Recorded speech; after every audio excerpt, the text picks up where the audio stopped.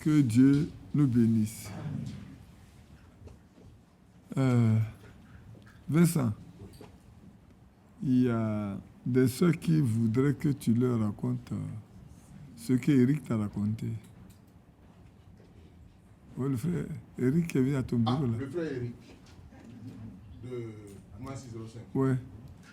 C'est quoi 605, non? C'est ça. Ah, d'accord. C'est ouvert. Oui, ça passe. Il y a Éric, il y a le songe d'Éric, Ouais. et puis il y a Le son le de... songe aussi De qui? Cadio, son instrumentiste. Bon, vas-y. C'est deux songes différents. Mais apparemment, qui vont ensemble. Bon, il faut tourner ton frère. Faut regarder tes frères et tes soeurs. Ouais. Que le nom de Dieu soit béni. Amen. Je ne connaissais particulièrement pas Éric, mais je connaissais plutôt un de ses instrumentistes, qui est un agent assureur, avec qui je travaille. Et je crois, un jour, il m'a demandé que son pasteur, parce que c'est comme ça qu'il l'appelle, était intéressé par connaître le frère Badi. Parce que il écoute ses prédications, il entend ses prédications, il sait que c'est un serviteur de Dieu. Donc, il voulait vraiment échanger avec lui. Et lui et moi, on a échangé, je lui ai dit vraiment, le tout n'est pas seulement d'aimer les prédications de quelqu'un, mais il est bon, le temps est fini, qu'on aille ensemble. Je crois que j'ai organisé une rencontre et nous sommes venus à la maison, à la Riviera 3. Ils ont échangé et puis bon, on s'est séparés. Au moment où maman était malade, on était dans une période de jeûne et prière régulièrement. On ne se parlait plus. Moi, j'étais même allé une fois, j'étais en mission, j'étais à Istanbul quand il m'a appelé, qui voulait le numéro du frère Badi. Je n'ai pas l'habitude de donner le numéro comme ça aux gens. Et je lui ai dit que je ne suis pas en Côte d'Ivoire. Quand je vais rentrer, on va voir. Chaque fois qu'il m'appelait, je refusais de prendre le téléphone. Donc, il a pris un autre numéro pour m'appeler. Voilà. Et j'ai décroché. Je ne sais pas. Il m'a juste posé la question, je veux le numéro du frère Badi. Et je lui ai donné le numéro. Quand j'ai fini de lui donner le numéro, il me dit, je ne suis pas comme tous les autres frères. Les gens qui demandent l'argent, tout et tout. C'est pour ça que je demande le numéro. Je lui ai dit, non, ça n'a rien à voir avec. Tu vois que je n'ai même pas posé de questions, et puis je te donne le numéro. Il dit qu'il veut voir le frère Badi. Je crois, il est venu le voir. Lui, il ne sait même pas qu'on s'est parlé. Je l'ai appelé, je lui ai dit, il y a un certain frère Eric qui va venir te voir. Et il dit, avant qu'il ne vienne, il m'a dit, il a fait un songe où le frère Badi va traverser de graves épreuves, que ce soit au niveau de l'église, comme dans sa vie. Il va connaître une épreuve difficile, mais à la suite de l'épreuve, Dieu va faire un travail merveilleux par son ministère. Je ne lui ai rien dit. Je ne lui ai même pas dit que maman était, en ce moment, elle était à Farah. Je ne lui ai rien dit de tout ça et il a dit ça au frère Badi. Ils se sont entretenus et puis donc, il est parti. Et donc, le jour où maman est décédée, on était encore à Farah avec lui. Je lui ai dit, je pense que je vais appeler Eric pour lui dire que maman est décédée. Il va comprendre certainement son songe. Immédiatement, je l'ai appelé. Quand je lui ai dit, il a dit, enfin, donc, mon songe là n'était pas une affaire d'homme, c'est une affaire de Dieu. Et puis, je lui ai passé le frère, ils se sont parlé, il a consolé. Puis on a continué.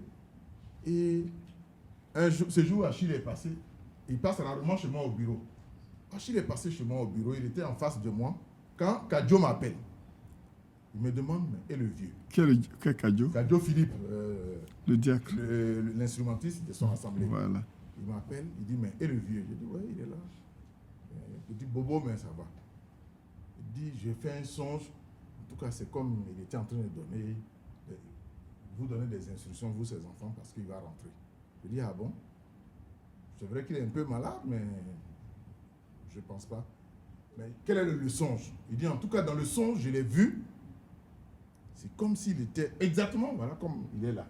Il est assis dans un fauteuil, dans une grande maison, et vous êtes tous, vous, ses enfants, vous êtes tous en face de lui. Et il vous donne les instructions pour le ciel. Ce que chacun doit faire pour rentrer, pour l'enlèvement, tout et tout. Que vraiment, c'est comme un père qui donne les dernières instructions à ses enfants, son testament, puis il rentre. Achille était encore là. Et puis j'ai ri, je lui ai rien dit, j'ai coupé, j'ai expliqué ce qui s'est passé à Achille. Et puis nous deux, on a ri. On dit voilà. Ce que nous vivons, c'est ce qui est vu par des gens. Là, je vous dis, il ne nous connaît pas, il ne vient pas au milieu de nous. Il sait simplement que je suis chrétien. Et il a vu ça comme ça. Donc, quand nous deux, on a fini de causer, on a ri, et puis je l'ai rappelé pour lui dire, c'est pas pour rentrer à la maison. Mais voici exactement ce qui se passe. Il dit, que lui-même, il a ces problèmes-là dans son assemblée. Apparemment, dans leur assemblée, là, on a laissé le Saint-Esprit de côté.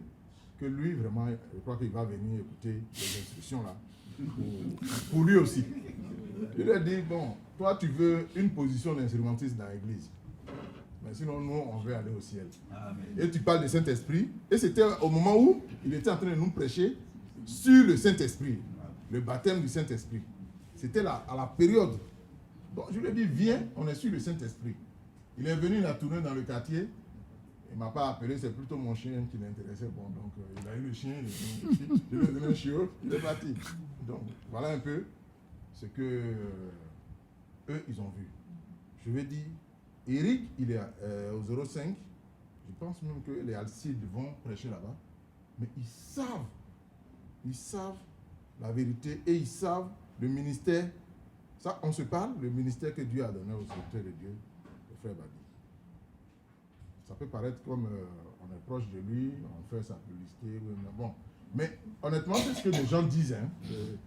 Eux, ils ne connaissent pas, c'est ce qu'ils disent de dehors. Ils ne le connaissent pas, ils ne l'ont jamais. C'est la première fois même qu'il a mis le pied dans son sang. C'est moi qui l'ai amené là-bas.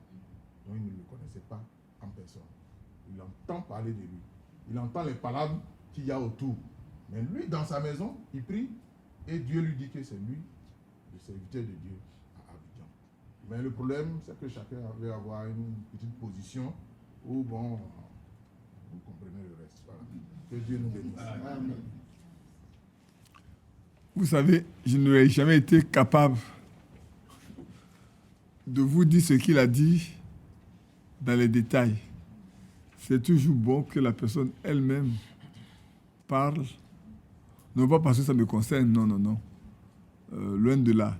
Mais c'est mieux que ce soit lui qui donne le témoignage qu'il a vécu pour que ce soit plus clair pour vous qui voudriez écouter. Maintenant, on a fait ce qu'on a fait. Chacun de nous est libre d'en faire ce qu'il veut. Que Dieu nous bénisse.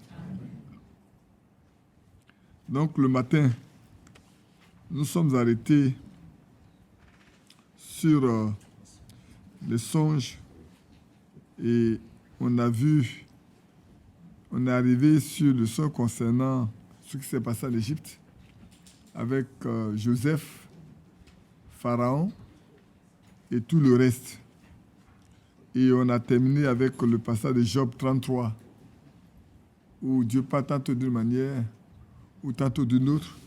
Et j'aimerais bien qu'on relise ce passage-là, qui est assez important, parce que c'est vrai que souvent les hommes sont tellement sourds que même quand Dieu parle clairement, ils ne veulent pas écouter.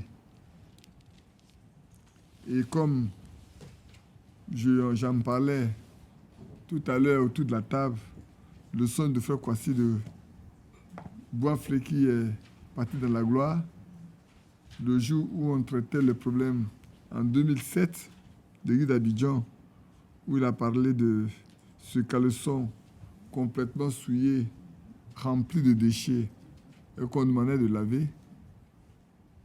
On cherchait quelqu'un pour laver. Il lui avait très peur. Quand j'ai pris ce paquet, j'ai lavé, et que ça donnait lieu à de nouveaux caleçons, le frère Lambert avait dit, mais on n'a pas besoin d'interpréter parce que c'est écrit dans la Bible. C'est un son qu'il a vu, mais l'explication était clairement dans les Écritures. Malheureusement, on a balayé Ce que Lambert était en train d'expliquer, on l'a balayé. L'accepter, c'est donner raison à Frère Badi. Comme si on a besoin de donner raison à quelqu'un. On a besoin de donner raison à la parole de Dieu. Amen. C'est tout. Maintenant, si on rejette la parole de Dieu, on n'a pas rejeté un homme. C'est Dieu qu'on a rejeté. Ça, nous devons le savoir pleinement. Donc, le matin, on disait que dans Job 33, de 14 à 18, on va le relire. Dieu parle cependant tantôt d'une manière, tantôt d'une autre. Et l'on n'y prend garde, l'on n'y prend point garde. Et ça devient assez fort. Et c'est un vrai avertissement. Dieu parle. Mais l'homme ne veut pas prendre garde à ce que Dieu dit. Quand on ne prend pas garde à ce que Dieu dit, mais on ne peut pas comprendre ce que Dieu veut. Amen. Pour faire ce que Dieu veut. Mais quand on se laisse instruire par Dieu, alors seulement on peut marcher avec lui. Et il poursuit. Il parle par des songes, par des visions nocturnes, quand les hommes sont livrés à un profond sommeil, quand ils sont endormis sur leur couche, alors il leur donne des avertissements et met le sceau à ses instructions, afin de détourner l'homme du mal et de le préserver de l'orgueil, afin de garantir son âme de la force et sa vie des coups de glaive. Voilà ce que Dieu fait. Lui qui nous connaît, il veut nous protéger, il veut nous garder, il veut nous secourir. Malheureusement, nous sommes souvent rebelles aux choses de Dieu. Nous sommes rebelles à ce que Dieu dit. Et on a vu Balaam comme il a été rebelle à ce que Dieu lui a dit. Et le prix, il a payé ça très fortement, très chèrement. Et c'est très clair. Donc, prenons garde à nous-mêmes. À vous qui allez écouter en ligne. D'abord, je prie pour saluer mes bien-aimés qui sont encore en ligne ce soir, cet après-midi. Que vous êtes en Europe, au Canada, aux États-Unis, ou même ici en Côte d'Ivoire, qui n'avaient pas pu sortir pour écouter. Maintenant, ne faites pas comme Corneille. Hein. Si vous avez honte de Jésus, Nicodème plutôt, ne faites pas comme Nicodème. Lui, il est parti de nuit. Mais plus tard, il a pris position fermement. Et quand le Seigneur est mort, il était présent aux obsèques pour ne pas dire à l'ensevelissement du Seigneur. Et ça, c'est clair. Les enfants de Dieu doivent un jour ou l'autre prendre une décision, prendre une position par rapport à la parole de Dieu. Amen. Non pas par rapport à un homme, mais par rapport à la vérité. Et c'est assez important. Vous voyez que l'aveugle né leur a dit, vous dites, tu rends gloire à Dieu. Mais est-ce que Dieu exauce un pécheur? Vous l'appelez pécheur. Dieu exauce-t-il un pécheur? Est-ce que Dieu exauce-t-il un pécheur? Vous savez, j'ai dit ceci. Ça, je le dis ici très fort parce que j'ai été très, très mal employé quand j'ai appris que une certaine sœur dit que, enfin nous sommes libres. Badil est parti, nous pouvons porter nos pantalons et porter nos mèches. Il nous a beaucoup fatigués. Je vous parle devant Dieu. C'est la femme d'un frère et c'est son ami. Il y a longtemps, ils ne se sont pas rencontrés. Quand ils se sont vus au marché, il a dit, votre Badil, elle est là?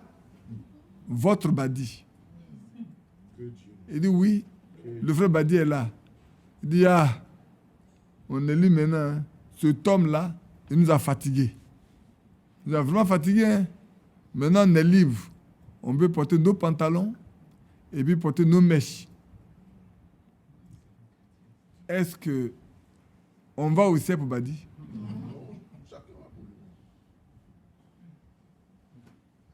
Deutéronome 22:5 n'existe pas? C'est Badi qui a écrit Deutéronome 22:5? C'est pas moi qui ai écrit. C'est Badi qui a écrit 1 Corinthiens 7. Laissez-moi bien regarder pour ne pas donner. 1 Corinthiens 11. Oui, 1 Corinthiens 11. 1 Corinthiens 11. Laissez-moi lire ce passage-là. Au verset 14. La nature elle-même ne vous enseigne-t-elle pas que c'est une honte pour l'homme de porter des cheveux longs, mais que c'est une gloire pour la femme d'en porter, parce que la chevelure, non pas la mèche, mais la chevelure a été donnée comme voile. Amen. De toute façon, quand vous portez vos mèches là, vous savez ce que vous faites là? Vous faites ça comme un chiffon sur votre tête. Ou bien c'est des tresses, de longues tresses pour descendre avec multiples couleurs, comme les macaques. Si vous ne savez pas à quoi vous ressemblez, permettez-moi de vous le dire. Ce n'est pas une injure, mais c'est comme des singes macaques. Et vous pensez que Dieu aura besoin de vous prendre au ciel? Non, plaisez à la terre.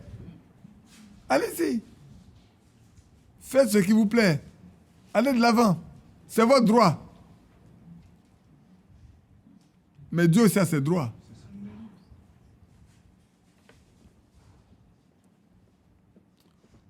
Badi ne répondra pas pour toi. Comme tu ne répondras pas pour Badi. Tu répondras pour toi-même. Soyez libre de... Mais c'est pas... Ne vous arrêtez pas là. La Côte d'Ivoire a un drapeau à 3 couleurs. Orange, blanc, vert. En RDC, vos soeurs peignent leurs ongles avec les couleurs de la RDC. Au Gabon, c'est la même chose. Vous aussi faites la même chose. Même dans les dénominations, beaucoup de femmes ne peignent pas leurs ongles comme ça. C'est dans ce qu'on appelle le message. C'est même pas le message. C'est le libéral, comment on appelle ça? Le libertissime. Un libertinat n'écoute pas son nom. Soyez libre. Est-ce que vous avez besoin d'aller à l'église pour vivre comme ça? Vous n'avez pas besoin. Demandez à ma fille Amand Cathy. Demandez-lui, je suis son nom. Parce que moi, j'ai le témoignage. L'année où j'ai chassé des soeurs avec les mèches de l'église, je sais que ça fait beaucoup de choux gras. Et elle n'était pas contente. Parce qu'il y avait une de ses camarades qui était autour d'elle, à côté d'elle, que j'ai fait partir. Elle n'était pas contente du tout. Elle était même fâchée contre moi. Elle s'est dit, mais quel est ce serviteur de Dieu là qui chasse? C'est plus le Saint-Esprit qui conduit l'église, c'est l'homme. Mais vous pouvez l'appeler, elle, en Angleterre maintenant. Appelez-la. Vous pouvez l'appeler pour demander, mais qu'est-ce qui s'est passé après ça? J'étais celui qui est prêt pour elle. Hein. Les minutes qui suivent, là, elle est tombée malade. On me l'a envoyé. Et je suis le seul qui était dans la salle. Je ne savais pas ce qui se passait. Mais quand j'ai fini de prier pour elle, Dieu l'a relevée, puisqu'il a demandé à Dieu de la relever. Plus tard, il m'a envoyé un mot. Or, Dieu n'exauce pas les pécheurs. Je ne sais pas compris ce que ça veut dire. Elle est venue à la maison pour m'expliquer. Voilà ce qui s'est passé. Elle s'est rendue compte que c'est elle qui était en erreur. Bien aimé. Moi, je veux vous aider à aller au ciel. Si vous ne voulez pas aller au ciel, je ne peux pas vous forcer les mains. Je ne peux pas vous forcer les mains. Je ne peux pas vous forcer les mains. Soyez libre de porter vos pantalons. Mais portez-les aussi pour aller à l'église. Ne les portez pas seulement à la maison. Portez vos boucles d'oreilles. Mettez vos rouges à lèvres. Malheureusement, hier, j'ai regardé notre pauvre soeur qui est décédée, comment elle était maquillée dans le cercueil. Moi, j'ai regardé. Quand on était au cimetière, j'ai regardé. Comment une fois la maquiller. Ce qu'elle n'a pas fait qu'elle était vivante, le pauvre corps là, on l'a tellement peint que c'est désagréable. Les gens oublient que dans la Bible, la première femme qui s'est maquillée a été mangée par un chien. C'est Jézabel. Les termites vont bouffer le corps que vous avez là. Vous n'êtes qu'une mort de terre. Ce corps dont vous voulez prendre tellement soin, un matin, ça la raide, couché mode, vous ne pouvez rien faire. Mais c'est votre pauvre âme qui est dedans là, qui va lui répondre, malheureusement. Que Dieu ait pitié de chacun de nous. Il parle par des songes, par des visions nocturnes, quand les hommes sont livrés à un profond sommeil. C'est que quand l'homme ne peut pas contrôler ses sens.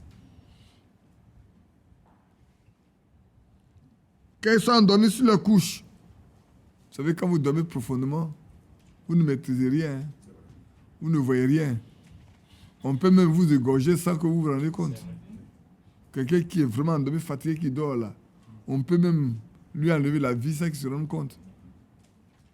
Mais c'est à ce moment-là que Dieu parle. En quelques fractions de secondes, Dieu vous montre des choses extraordinaires. Et ces choses ont lieu après plus tard. Vous vous rendez compte que c'est Dieu qui vous a parlé. Alors il leur donne des avertissements. Il donne des avertissements de deux façons. Ou pour t'aider, ou pour te prévenir. Regardez ce qu'on a lu ce matin. Il a donné des avertissements à qui? Au roi Pharaon. Pour lui dire, fais attention. Ton pays va connaître beaucoup de situations si tu ne prends garde. Mais il ne comprend pas. Il a fallu que Joseph vienne lui expliquer ce que c'est. Pour qu'il prenne des dispositions. Pour éviter le malheur pour son pays.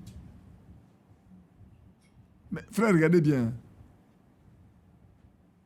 Pharaon là, c'est un Hébreu. C'est un Égyptien. Donc ne pensez pas que c'est aux chrétiens seulement que Dieu parle. Nebuchadnezzar là, il est hébreu. Mais pourtant Dieu lui a parlé. Par plusieurs façons. De même qu'il a parlé à Joseph, de même qu'il a parlé à Jacob, mais à lui aussi Dieu a parlé. Frère, Dieu là, il est le Dieu de tous. Amen. Mais il est le Dieu des croyants, Amen. Des chrétiens. Il est le Dieu de ceux qui veulent marcher avec lui. Il y en a à qui Dieu parle, et puis après ils hésitent, ils ne savent pas ce que c'est. Parce qu'ils ont peur des hommes. Oh, que Dieu ait pitié de nous. Amen. Ainsi donc, laissons Dieu nous parler. Et puis, examinons, comme j'ai dit ce matin, si notre ventre est trop rempli, on a trop mangé, qu'on a fait quelques petits cauchemars, ne mettez pas ça au compte de Dieu. Parce que quand Dieu parle, c'est très clair. C'est tellement précis. De ça, on n'a même pas besoin de douter de ça. Que Dieu nous bénisse. Amen.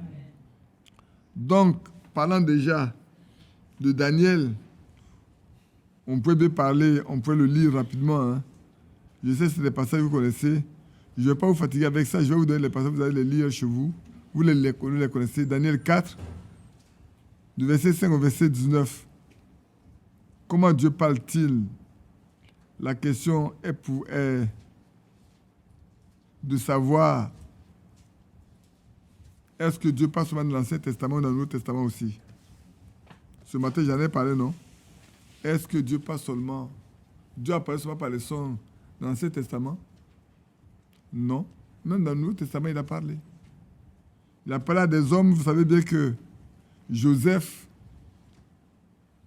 le fiancé de Marie,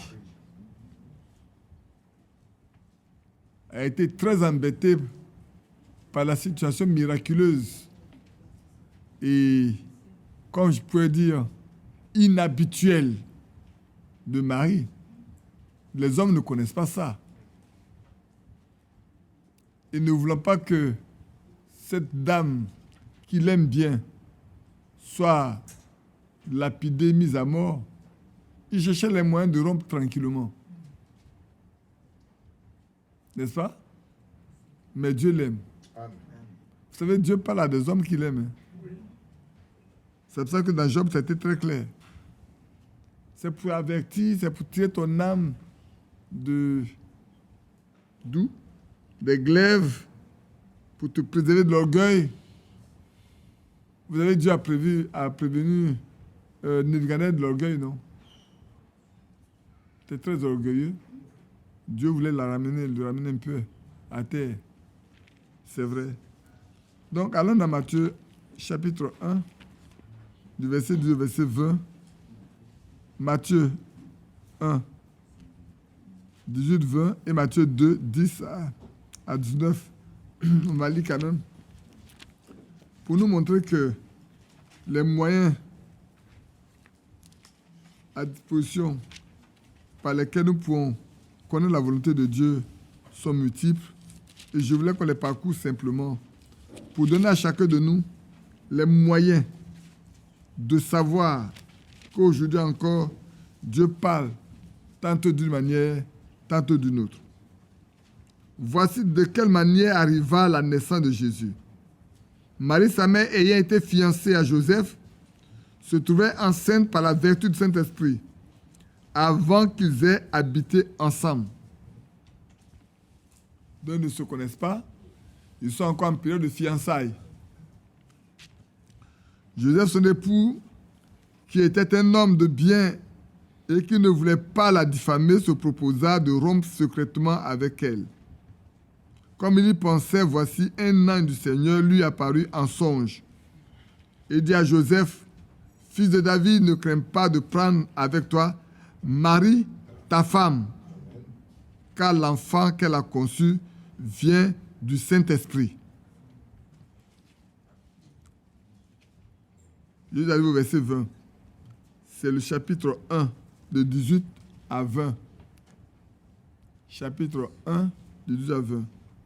Vous voyez, si Dieu n'était pas intervenu,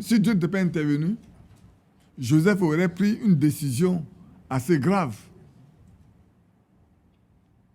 Mais comme c'est la main de Dieu, comme c'est la volonté de Dieu, comme la prophétie d'Ésaïe devait s'accomplir, Dieu a pris toutes les dispositions pour que ce que lui a prévu là ait lieu. Et on pourrait continuer, hein. Je suis allé au verset 20. Mais on pourrait continuer également. Regardons un peu plus tard, quand le roi voulait tuer le Seigneur alors qu'il était encore tout petit, qu'est-ce que l'ange a fait? D'abord, ce n'est pas à eux seulement. On peut regarder également ce que l'ange a fait avec les mages. Au chapitre 2, je vous ai dit, on donne le chapitre 2 ici, non? Chapitre 2, verset 10. Quand ils aperçurent l'étoile, il fut saisi d'une très grande joie. Il rentra dans la maison, vit le petit enfant avec Marie, sa mère, se prosternaient et l'adorèrent. Ils ouvrirent ensuite leur trésor et lui offrirent en présent de l'or, de l'encens et de la myrrhe. Puis, divinement avertis en songe de ne pas retourner vers Hérode, ils regagnèrent leur pays par un autre chemin. Dieu a protégé l'enfant en avertissant les mages par un songe. Et c'était très clair pour eux. Ils n'avaient pas à retourner voir Hérode parce que Hérode n'avait pas de bonnes intentions pour lui. Alors, regardez bien ensuite le verset 13. Lorsqu'ils furent partis, voici un ange du Seigneur apparut en songe à Joseph. Il aurait pu lui venir physiquement, en vision, lui parler. Mais il vient en songe à Joseph et dit, « Lève-toi, prends le petit enfant et sa mère, fuis en Égypte, reste ici jusqu'à ce que je te parle, car Hérode cherchera le petit enfant pour le faire périr. » Joseph se leva, prit de nuit le petit enfant et sa mère et se retira en Égypte. N'est-ce pas? Et si on poursuit, on va se rendre compte encore que c'est dans un songe, certainement qu'il va lui dire de retourner parce que ceux qui en voulaient à la vie de l'enfant ne sont plus. Si je ne me trompe pas. Au verset 19, chapitre 2 toujours. Quand Hérode fut mort, voici un ange du Seigneur apparu en songe à Joseph en Égypte et dit, « Lève-toi, prends le petit enfant et sa mère et va dans le pays d'Israël, car ceux qui en voulaient à la vie du petit enfant sont morts. » Joseph se leva, prit l'enfant prend le petit enfant et sa mère et alla dans le pays d'Israël. Mais ayant appris qu'Archéloïs régnait sur la Judée à la place d'Hérode, son père, il craignit et de s'y rendre, et divinement averti, en songe, il se retira dans le territoire de la Galilée et vint demeurer dans une ville appelée Nazareth, afin que s'accomplisse ce qui avait été annoncé par les prophètes, il sera appelé Nazaréen. Oui, beaucoup de situations, beaucoup d'événements, beaucoup de choses qui montrent simplement comment est-ce que Dieu parle. Et Dieu parle encore aujourd'hui par des songes, puisque même dans la vie de Frère Branham, il y a eu beaucoup de songes. Même dans votre vie personnelle, il y a eu des songes. Et tout à l'heure, comment je t'appelle, Vincent vous parlait des songes que les gens qui ne sont pas au milieu de nous ont pu avoir. On peut parler de plusieurs songes, nous aussi, mais ce n'est pas ça qui est important. Pour vous dire seulement que, frère, Dieu parle encore par des songes. Alors quelqu'un va me dire, mais est-ce que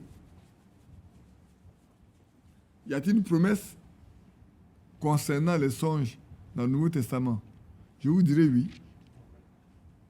On prend dans Actes chapitre 2.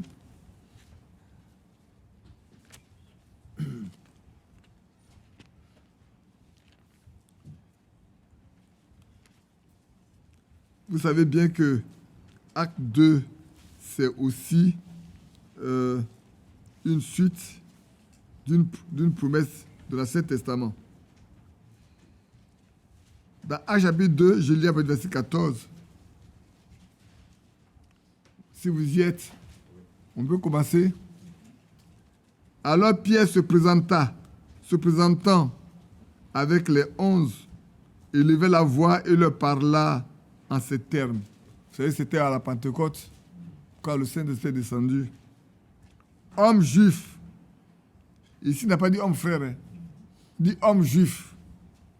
Et vous tous qui séjournez à Jérusalem, sachez ceci et prêtez l'oreille à mes paroles. Alléluia. Amen. Il sait par quoi, par qui et comment, d'où vient ce qu'il va dire. Il ne parle pas de lui-même. Il sait que le Saint-Esprit vient de descendre et qu'il parle par le Saint-Esprit envoyé du ciel. Ces gens ne sont pas ivres comme vous le supposez, car c'est la 3e heure du jour. Mais c'est ici ce qui a été dit par le prophète Joël.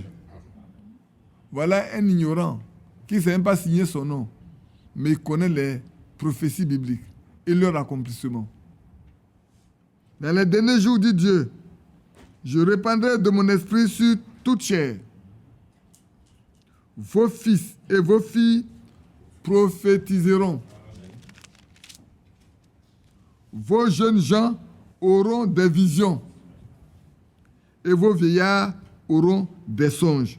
Oui, sur mes serviteurs et sur mes servantes, dans ces jours-là, je répandrai de mon esprit et ils prophétiseront.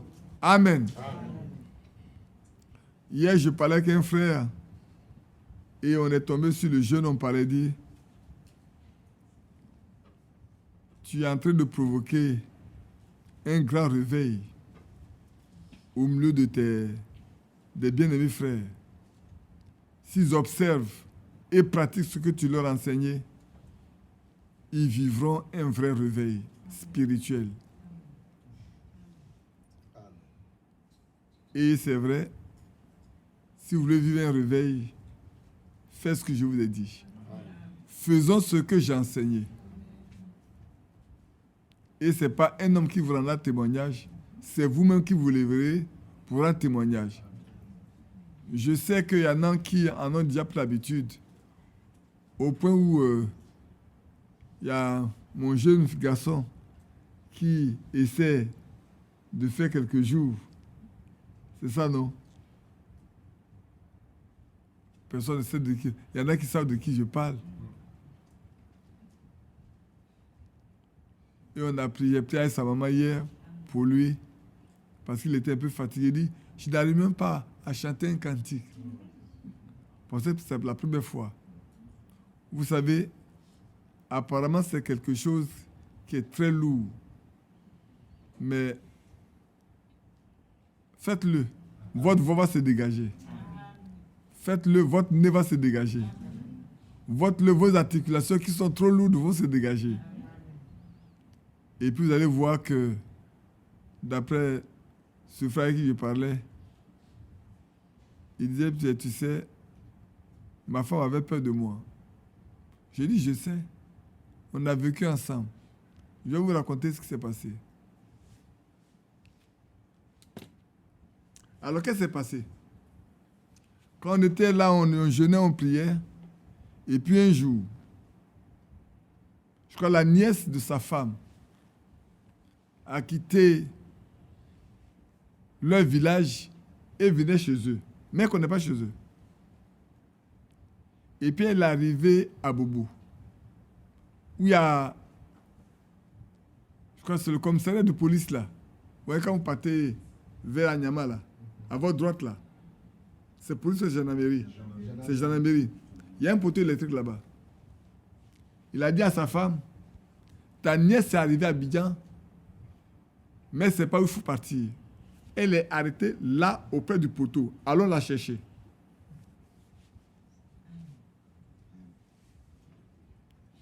Elle a regardé son mari. Elle dit, allons la chercher. Ta nièce, est là, auprès du poteau. Là. Ils sont levés, ils ont pris un taxi. Ils arrivent à cet endroit, la fille était arrêtée là. Elle a regardé son mari. D'après lui, il a dit qu'il est arrivé, il tremblait. Il dit, mais qu'est-ce qui se passe? Oui. Je vous parle des choses qu'on a vécues, réelles, véritables. Vous pouvez arrêter de la pluie? On a parlé à la pluie. Elle nous a obéi. On a parlé à la tornade. Elle nous a obéi. On a demandé à la maladie de partir. Elle nous a obéi. Frère, moi je partais à l'examen en connaissant les épreuves. Je partais à l'examen en sachant qu'est-ce qu'on va donner comme épreuve. Et je le dis à mes amis dans le car, dans le bus. Puis on va. Si vous voulez marcher avec Dieu, le Seigneur vous a dit, quand ça ira, vous jeûnerez. Vous voulez recevoir les anges chez vous, mais jeûnez, priez. Et dis à Seigneur, je veux voir. Laisse-moi te voir. Tu viens, vous verrez. Il y a un réveil dans votre vie personnelle, dans votre vie de foyer. Même vos enfants ne pourront rien vous cacher. Voilà la vision qu'il y a là. Hein. Chez moi, rien ne se cache. Et ils savent, je dis chez moi là, tu ne peux pas te cacher. Tu vas beau faire. Quand on va se lever, on va te dire, tu as fait ça. Tu ne peux pas nier.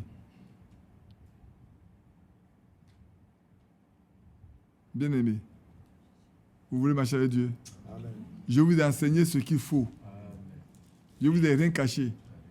Comme Paul pourrait dire, je vous ai donné tout le conseil. Et je continue de vous donner le conseil. Connaître la volonté de Dieu, c'est l'un des moyens pour plaire à Dieu. Amen.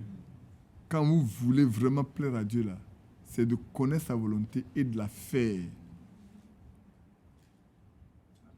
Si vous associez le désir profond de connaître la volonté de Dieu, vous serez même obligé souvent à jeûner pour savoir ce que Dieu veut. Quand ça ne va pas, vous dites, Seigneur, moi je vais connaître ta volonté. Vous allez me mettre à jeûner, prier, pour que Dieu vous révèle seulement sa volonté. Et qu'il va vous donner il va vous montrer sa volonté, vous l'appliquez, c'est fini. Vous avez la stimulation complète et totale, comme on l'a vu la fois dernière. Ne touchez pas à l'huile et au vin. Ne touchez pas à l'huile et au vin. Frère,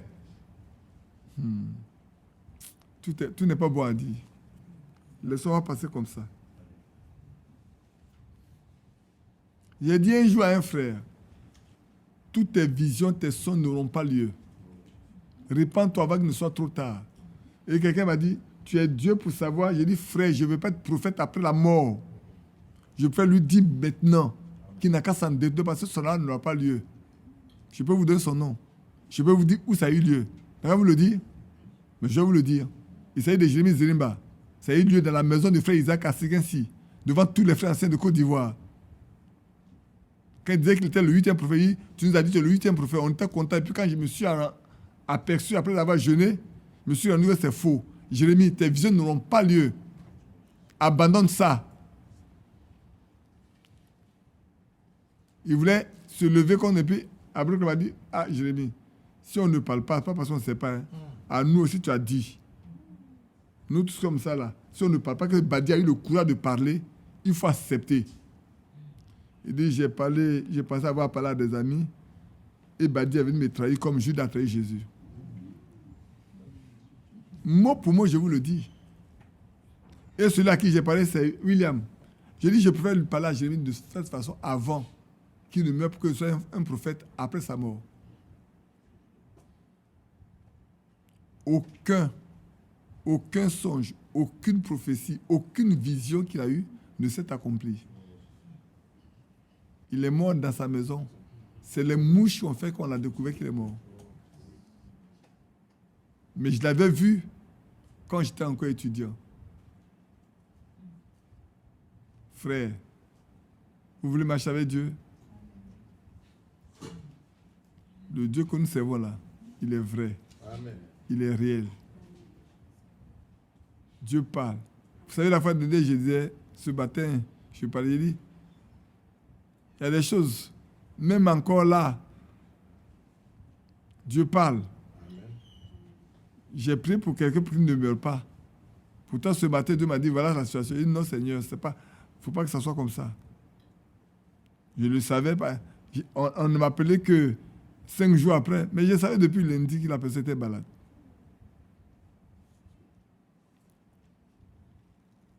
Quand tu parles, les gens pensent que tu veux te faire...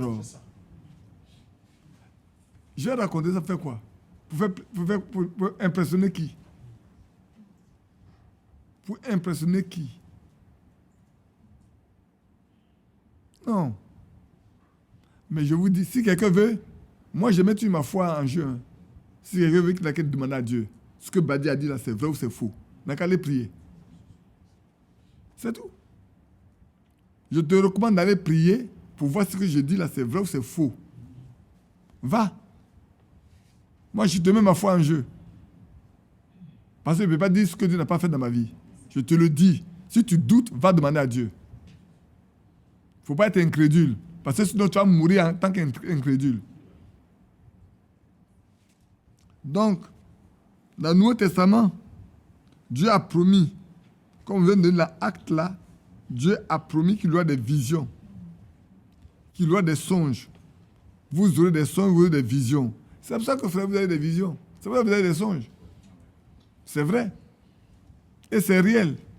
Parce que Dieu l'a promis. C'était seulement pour l'Ancien Testament.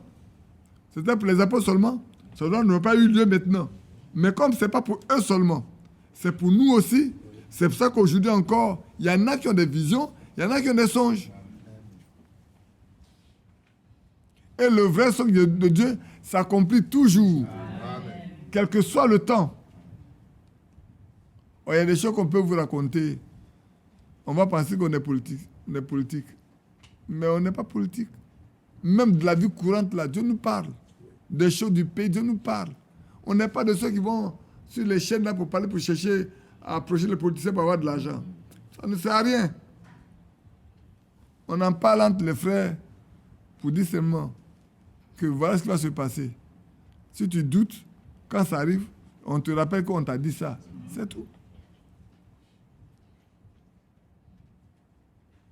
C'est vrai. On peut continuer.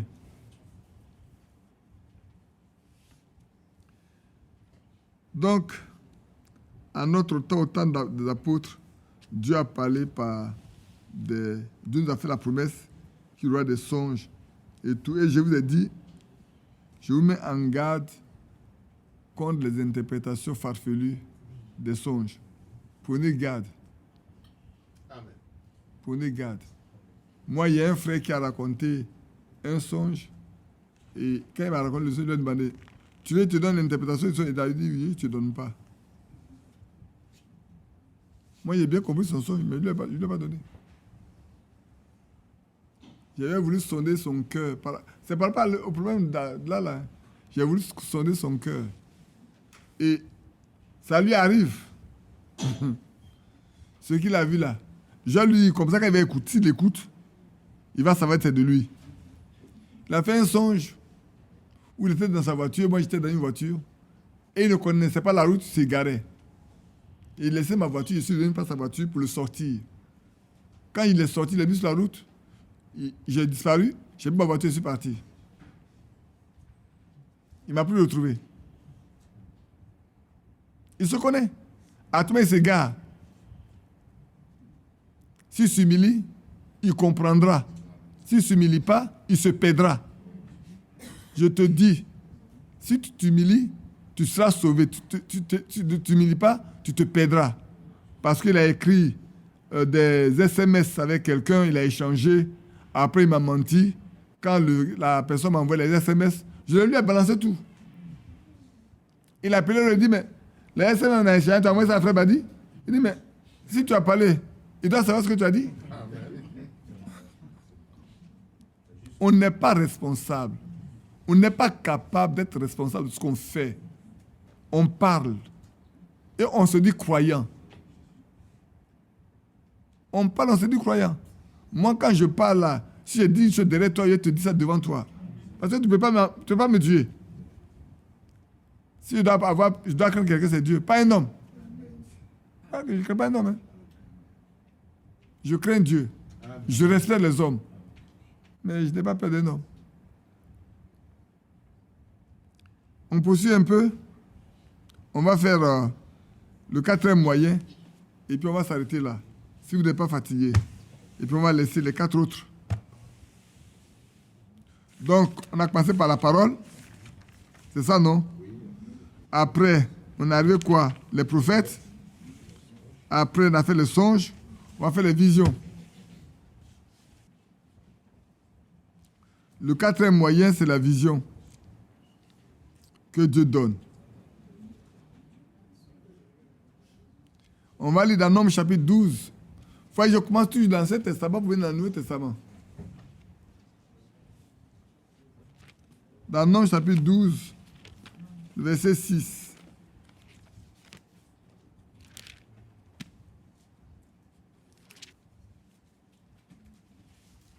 Dieu se réveille par des...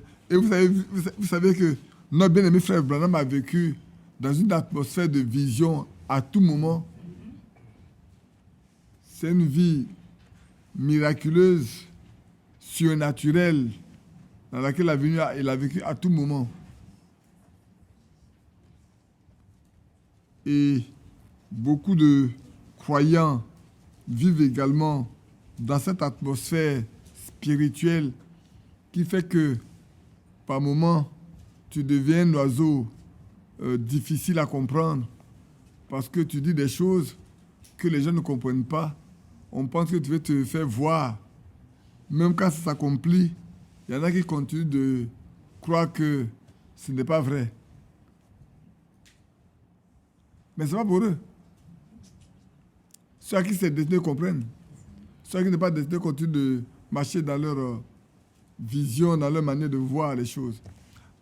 Bon, donc on parlait des visions, de la vision qui est le 4e moyen que Dieu a donné. Et je dis que quand vous vivez dans une telle atmosphère qu'on Frère Branham a vécu, on vous prend pour un extraterrestre. Parce que même quand tu parleras, il y en a qui sont toujours incrédules, ils ne croiront pas. Même si ça s'accomplit, ils ne verront pas du tout. Et ce qui fait que, au milieu des hommes, au milieu des autres, tu deviens un oiseau rare, bizarre, qu'on ne veut pas fréquenter. Où on a tellement peur de toi, parce que tu risques de mettre à nu la vie des personnes, la pensée des personnes. Comme je disais la fois dernière, je me souviens bien le jour où la femme d'Anissé venait à la maison pour me parler de son vœu. Dès qu'elle a traversé la porte, je l'ai appelée. J'ai dit, ma fille, tu es venue me parler pour ton mariage, non? Maman dit, papa, laisse-la arriver d'abord. Vous voyez, les femmes là, elles comprennent les choses. Hein? Les filles et leur mère là, elles traquent tout. Mais nous, on traque tout sur le lit avec Dieu. Dieu nous parle dans le secret. Donc, Dieu révèle sa volonté seulement. Bien-aimés, écoutez-moi très bien. Ne prenez pas ces éléments dont nous parlons là à la légère. Prenez garde, faites attention. C'est pour votre communion personnelle avec Dieu. Dans Nombre 12, vous savez bien ce que le Seigneur a mis en garde. Et l'Éternel dit, écoutez bien mes paroles. Lorsqu'il y aura parmi vous un prophète, c'est dans une vision que moi, l'Éternel, je me révélerai à lui. C'est dans un songe que je lui parlerai. S'il y a un prophète. Donc, Dieu parle au prophète par les visions et par des songes. Il n'en est pas ainsi de mon serviteur Moïse. Il est fidèle dans toute ma maison. Je lui parle bouche à bouche. Je me révèle à lui sans énigme. Et il voit une représentation de l'Éternel. Pourquoi donc n'avez-vous pas craint de parler contre mon serviteur, contre Moïse? Mais la partie qui nous intéresse, le verset 6, pour nous dire que Dieu se révèle par des songes et par des visions à des prophètes, à ses serviteurs, les prophètes. Alors, on va se dire, mais donc, ça c'est de l'Ancien Testament. Oui, dans l'Ancien Testament, beaucoup ont eu des visions. Vous savez, quand David a dénombré, on a lu ce matin, n'est-ce pas? Quand, je crois que c'est Nathan qui lui a parlé, non, c'est Gad. Il faut dire, il dit, donne-moi une réponse afin que j'aille parler à celui qui m'a envoyé. Il a choisi. Quand l'heure est venue, Dieu a donné une vision à David pour qu'il voie l'ange avec l'épée nue dans l'air d'ornant, où il lui a été demandé d'aller faire le sacrifice. Il a dû acheter cette terre-là qui est en même temps le mont Morija et qui est le lieu où on a construit, que Salomon a construit le temple du Seigneur. Tout se fait dans l'ordre. Rien ne se fait dans le désordre. Dieu, il est un Dieu d'ordre. Pourquoi s'est-il pas présenté ailleurs que là, dans l'air d'ornant, en ce lieu-là, où Abraham a fait le sacrifice, au mont Morija? Bien-aimé, Dieu, il est bon pour chacun de nous. Alors, on va aller quand même, on va regarder également dans le Nouveau Testament. On a déjà lu dans Actes 2, 15, 18, non? C'est ça? Où Dieu a dit qu'il va faire, il va nous parler par des songes, par des visions et tout. Donc, on ne va plus revenir là-dessus. Allons chez Corneille.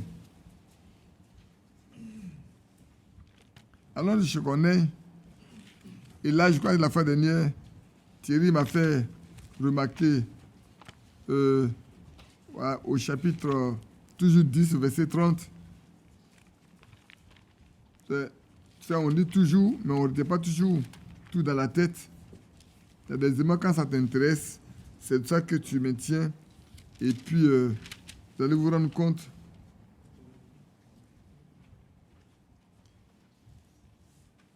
Acte 10.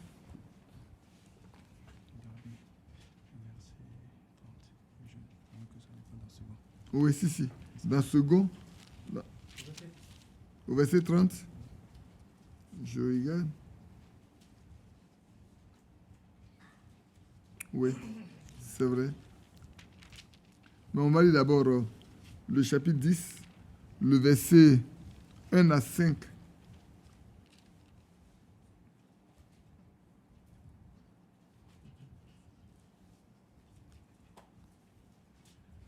Il y avait à Césarée un homme nommé Corneille, centenier de la cohorte dite italienne. Cet homme était pieux et craignait Dieu. Avec toute sa maison, il fait beaucoup de monde au peuple et priait Dieu continuellement. Vers la 9e heure du jour, il vit clairement dans une vision un ange de Dieu qui entra chez lui et qui lui dit « Corneille ». Le regard fixé sur lui et saisi de froid, il répondit « Qu'est-ce, Seigneur ?» Il a dit « Tes prières et tes aumônes sont montées devant Dieu. » Et il s'en est souvenu. Maintenant, je vais lire dans Dabi, le chapitre 10 toujours, le verset 30, pour corroborer ce passage-là. Dans le chapitre 30, voilà ce que Corneille rend comme témoignage lui-même. Ici, on décrit la situation de Corneille. Mais dans le chapitre, le verset 30, c'est Corneille qui rend témoignage, qui parle maintenant à Pierre, quand Pierre est arrivé chez lui. Je lis à partir de verset 29. C'est pourquoi aussi, lorsque vous m'avez appelé, c'est Pierre qui m'avait envoyé chercher, je suis venu sans faire de difficulté. Je vous demande donc pour quel sujet vous m'avez fait venir. Pierre pose la question. Regardez bien. Est-ce que Pierre n'a pas eu une vision auparavant? Il a eu une vision lui-même. On dit qu'il est tombé en extase. Il a vu plein de choses. Et l'ange lui a dit, lève-toi. Voilà, des gens qui sont à la porte. Ils sont venus te chercher. Va avec eux. Alors quand il arrive chez Corneille, il dit, mais Corneille, tu m'as envoyé chercher. Je n'ai pas traîné, je suis venu. Mais quelle est la raison pour laquelle tu m'as envoyé chercher? Et Corneille, maintenant, va pouvoir répondre à la question de Pierre. Au verset 30.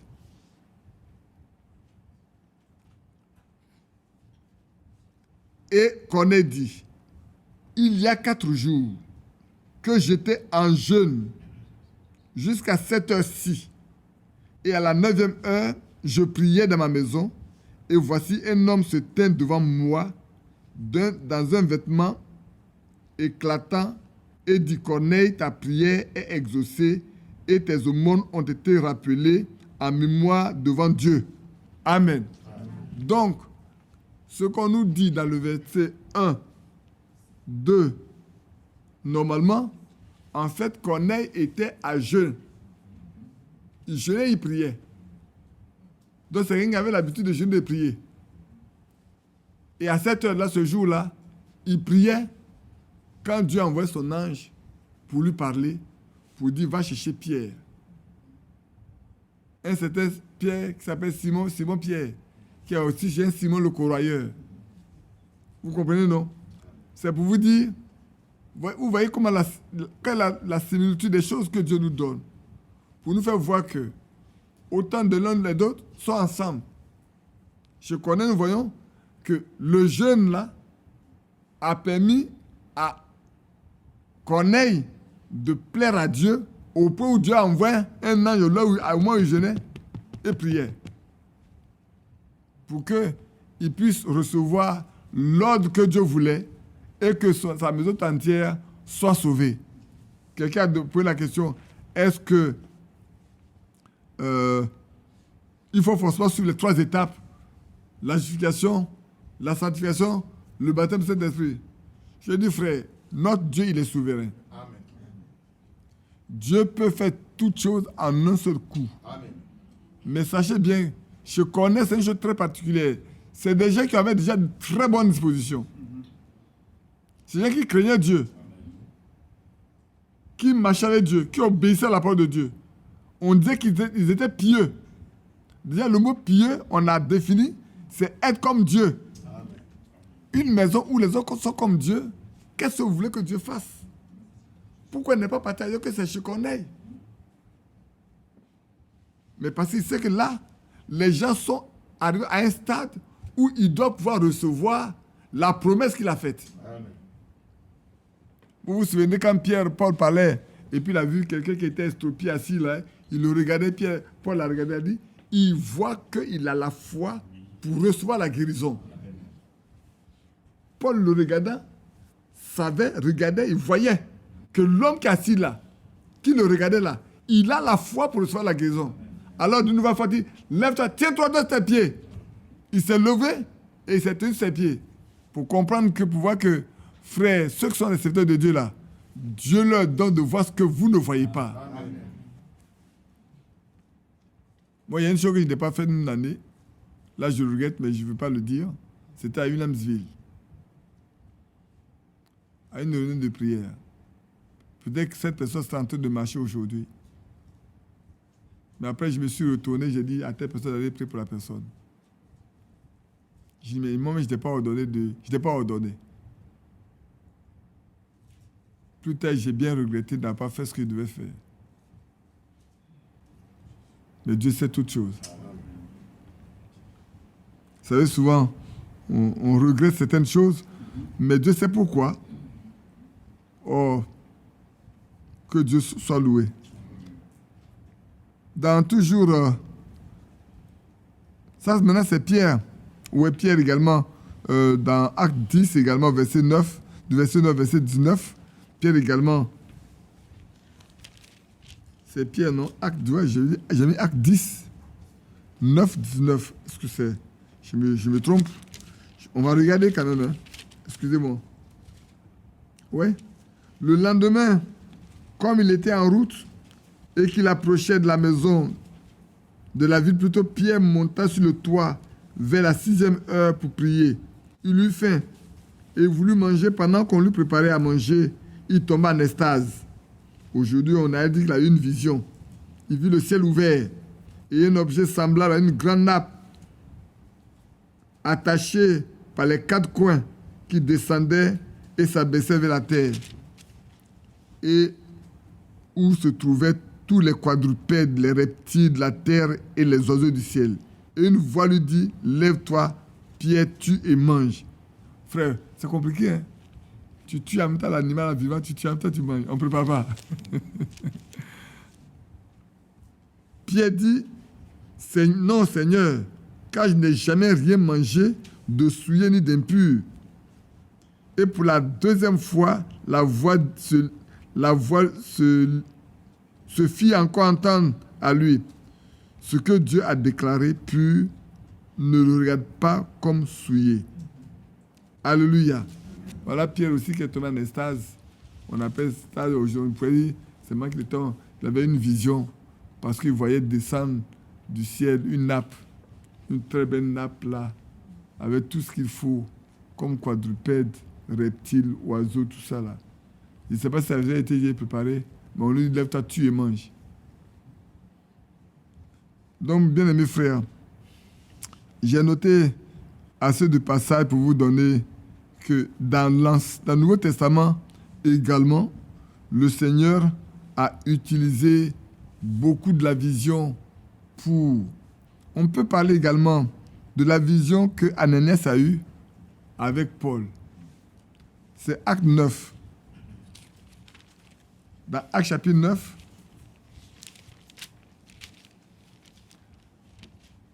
avant d'aller le frère, regardez bien. Dans chacune des visions dont on a parlé, Dieu a dit aux gens ce qu'il voulait pour eux. Amen. Comprenez bien, non? Je ne lis pas ça pour lire les passages, mais c'est pour vous montrer chaque fois qu'est-ce que Dieu a décidé de faire et il a prévenu la personne avant pour lui dire comment il doit se prendre, qu'est-ce qu'il doit faire. Je ne sais pas si vous comprenez bien. Alors, on m'a lu Ananias également, dans ce qui s'est passé avec Ananias, pour que vous compreniez bien pourquoi et comment. Alors, quand vous prenez dans votre Bible, Actes chapitre 9, du verset 10 au verset 13. Acte 9, verset 10 au verset 13. Vous savez bien que Paul, qui était chargé de lettres pour aller attacher et prendre tous les croyants qui croyaient déjà à Damas. Damas se trouve où? En Israël? Non, en Syrie. Syrie actuelle là. Donc les chrétiens étaient là-bas en ce temps-là. Hein. Paul devait aller les attacher pour les envoyer à Jérusalem, pour qu'on les punisse, pour qu'on les mette à mort. De même que Étienne est mort, et puis les gens étaient très contents. Paul devait encore aller chercher d'autres pour venir, pour faire taire cette secte. Cette nouvelle secte-là qui démolit complètement ce que Moïse a enseigné. Parce que c'est comme ça. Quelqu'un disait, c'est Yapi, le frère Yapi qui me disait, il a lu un livre où, dedans, quand Paul arrive à Jérusalem, Jacques dit, mais cet homme il est venu encore à Jérusalem. Nous, on vit ici en paix, il est venu. Voilà, on va passer par nous persécuter encore. Passer partout où il passe, les gens se soulèvent. Et c'est pour ça que quand Pierre est parti en Galate, vous savez bien qu'il mangeait avec les païens, les frères païens. Tu vois, le mot païen, ça se prend des deux côtés. Hein. Et on dit manger avec les païens. Ce n'est pas les inconvertis, hein. C'est des frères. Les gentils étaient convertis. Mais quand ceux qui sont autour de Jacques sont arrivés, Pierre s'est éclipsé tranquillement. Paul a dû le reprendre devant tout le monde. Parce que sinon on va aller dire à Jacques, non, notre Pierre là-bas, là, il est en train de manier les païens. Il ne se comportait pas comme un juif. Frère, sachez que depuis au commencement là, ce point de distinction existe. Hein? Ce point d'influence a-t-il existé? C'est pour ça qu'il faut qu'on soit assez humble pour accepter. Amen. Quand Paul a repris Pierre est resté tranquille. Amen. Les gens qui sont autour de Jacques là aussi ont compris qu'ils n'ont pas d'influence à mener sur les gens. Non. C'est une domination. Donc, depuis le premier âge, j'avais des problèmes. Hein. Donc, ne vous en faites pas s'il y a des problèmes. Il en aura jusqu'à l'enlèvement ait lieu. Sachez une chose. Il y aura des problèmes. Les problèmes qui viennent de l'extérieur unissent les croyants. Amen. Les problèmes qui viennent de l'intérieur divident les croyants. Le temps va arriver où c'est de l'extérieur que la pression va venir. Pour amener les croyants à avoir un même cœur, à s'aimer, à se comment je peux appeler ça, à se séparer de tout ce qui les divisait, à s'en éloigner complètement et à voir son frère comme son frère, sa soeur comme sa soeur, parce que désormais là, c'est la pression vient de l'extérieur, de sorte que l'amour ça a son beau fixe. On sent comme un seul homme, un seul cœur, une seule âme, et même quand c'est un petit morceau de sucre que tu vas vouloir le partager avec l'autre. Tu ne voudras pas le manger seul. Et tu sais que si l'autre n'a pas mangé jusqu'à maintenant, que toi tu as mangé quelque chose, tu ferais que lui mange à ta place. Mais aujourd'hui, ce n'est pas la même chose. Hein. Aujourd'hui, tu ne veux que toi seul. Donc, revenons. Il y a 3 jours, il resta 3 jours sans voir, et il ne mangea point, il ne mangea ni bu. Or, il y avait à Damas un disciple nommé Ananias. Le Seigneur lui dit dans une vision, Ananias. Il répondit, me voici Seigneur. Le Seigneur lui dit, lève-toi, va dans la rue qu'on appelle la droite, et cherche dans la maison de Judas un nommé Saul de Tarse, car il y prie. Il a eu une vision. Un homme du nom d'Ananias qui entrait et qui lui imposait les mains, afin qu'il recouvre la vue. Ananias répondit, Seigneur, j'ai appris de plusieurs personnes tous les maux que cet homme fait à tes saints dans Jérusalem. Et il y a ici des pouvoirs de la part des principaux sacrificateurs pour lier tous ceux qui invoquent ton nom. Mais le Seigneur lui dit, va. Car cet homme est un instrument que j'ai choisi pour porter mon nom devant les nations, devant les rois et devant les fils d'Israël. Et je lui montrerai tout ce qu'il doit souffrir pour mon nom. Vous pensez si Dieu n'avait pas parlé à Ananias en vision, Ananias est parti pour voir quelqu'un qui a des pouvoirs pour venir attacher les gens? Non. Dieu a prévenu. Et il lui a dit même que Paul même a eu une vision qu'Ananias venait. Ananias sortit et lorsqu'il fut arrivé dans la maison, il imposa les mains à Saul en disant, Saul mon frère. Amen. Le Seigneur Jésus qui t'est apparu, il était là. Qui t'est apparu sur le chemin par lequel tu venais, m'a envoyé pour que tu recouvres la vue et que tu sois rempli du Saint-Esprit.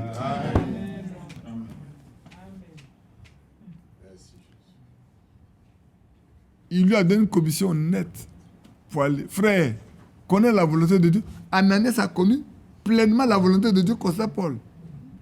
Est-ce que Paul allait être demain là? Lui, Ananias, il le sait. Tout ce qui est arrivé à Paul là, Dieu le lui a révélé. Donc, il connaît la volonté de Dieu pour Paul. Ananias connaissait la volonté de Dieu pour Paul. Mais à Jérusalem, les sacrificateurs ne savaient pas. Même à Jérusalem, les apôtres ne savaient pas. Mais Ananias qui était à Damas, Dieu le lui a révélé. C'est bon, hein? Vous voulez marcher avec Dieu? Amen. Voici les moyens par lesquels Dieu révèle sa volonté à ses enfants, à ses serviteurs, à ses servantes. Il est écrit dans Acte 2, non? Qu'ils auront des visions. Ils prophétiseront, ils auront des songes. C'est écrit, hein? C'est pas moi qui ai dit, hein? C'est ce qui est écrit dans Joël. Dans les derniers jours là, d'abord il va répandre son esprit. C'est alors que cela aura lieu. Vous voulez voir ça? Premièrement, persévérez, comptez sur lui, soyez remplis de cet esprit. Alors le reste viendra simplement, frère. Même pas d'effort à faire. C'est lui. Qu'est-ce qu'il y a écrit dans Romains 8, 14? Ceux qui sont conduits par le Saint-Esprit sont tous fils de Dieu. Et je parlais à un frère, il dit, la paix. Il dit, frère, il n'y a pas la paix sans la vérité. Hein. Ne peut apporter de la paix que celui qui est fils de Dieu. C'est pour ça que quand la Bible dit, si vous êtes dans une maison, s'il y a un fils de paix, que votre paix repose sur lui. Amen. Et s'il n'y a pas de fils de paix, votre paix vous revient à vous et vous partez avec. Amen. Donc vous ne pouvez pas donner la paix à qui n'a pas la paix. Il n'est pas fils de paix. Comment vous pouvez donner la paix? Et vous ne pouvez pas donner la paix si vous ne l'avez pas. Même si un fils de paix, vous n'avez pas la paix, vous ne pouvez pas apporter la paix. Il faut les deux côtés doivent être remplis. Un, toi-même dois être un fils de paix et avoir la paix avec toi. Pour que tu arrives là-bas, s'il y a un fils de paix, tu partages avec lui. Maintenant, si toi, tu n'es pas, et qu'il y en a, quand tu vas arriver, tu ne peux pas donner. Mais il ne peut pas recevoir pour toi. Hein. Parce que c'est pas ce qu'on a dit. C'est toi qui rentres là qui donne. Et c'est ce qui nous fait souffrir. Aujourd'hui, dans ce message, c'est ce qui nous fait souffrir. Nous sommes nombreux à ne pas être des fils de paix. On ne peut pas apporter la paix. Nulle part. Moi, je me souviens, quand j'ai parlé de ça un jour en France, un frère m'a dit, mais frère, tu parles d'une femme qui a écrit. J'ai dit, elle a parlé de son expérience personnelle. Elle dit, j'ai osé l'appeler frère. Père, j'ai osé l'appeler père. Elle avait la paix. Elle peut communiquer la paix. Quand sa belle-sœur a perdu son mari, et qu'elle est arrivée, tous les musulmans la partaient pour faire condoléances, mais qu'elle est arrivée, qu'elle a mis sa main autour d'elle, dit que la paix de Dieu soit avec toi. Elle a reçu dans son cœur la vraie paix, elle a été soulagée. Et quand son deuil est fini, elle est partie chez cette dame-là. Beaucoup pouvaient la critiquer. Elle dit, tu es la seule qui m'a consolée. Sœurs, soyez des chrétiennes. Amen.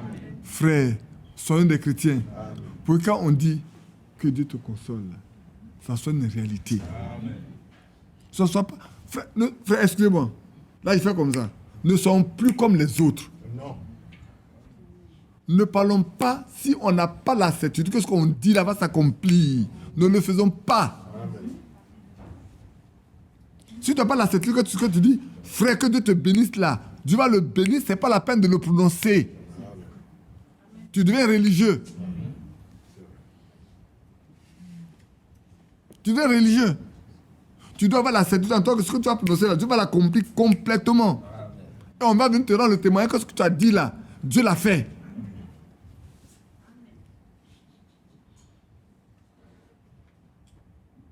Que Dieu nous aide. Hein. On est arrivé au stade, frère. On est arrivé au stade où on doit être comme des dieux. Comme des dieux. Soyons pieux, soyons comme Dieu. Ayons la vertu en nous. Ayons la vertu.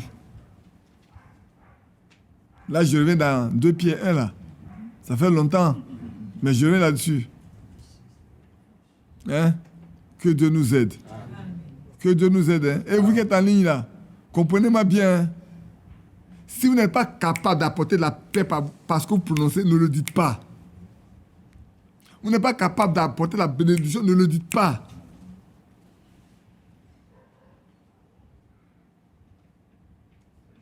Ne le dites pas. Vous devez être des fils de paix. Vous devez être des gens qui se prennent à la bénédiction. Ça doit être avec vous. C'est pour ça que nos lèvres là ne doivent pas prononcer n'importe quoi. Nos bouches ne doivent pas prononcer n'importe quoi. Ne plaisantons plus. Amen. Arrêtons de plaisanter.